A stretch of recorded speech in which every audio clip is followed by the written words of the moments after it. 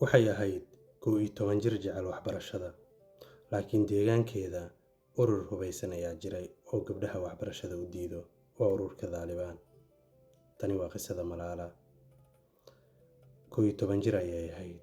Qisadeeda ama dhibaatadeeda waxay si qarsoodi ugu qori jirtay BBC Urdu, iyadoo magaceeda loogu yeero Gul Makiya. 2012kii weerar ayaa lagu soo qaaday bas arday ay saarnaayeen, waxaana ka mid ahayd Malala. Dhaawac daran ayaa madaxa ka soo gaaray.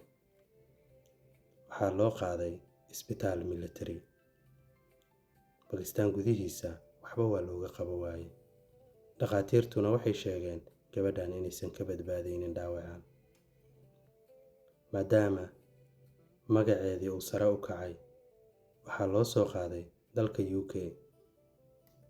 Dowladda Britain ayaana ku deeqday caafimaad.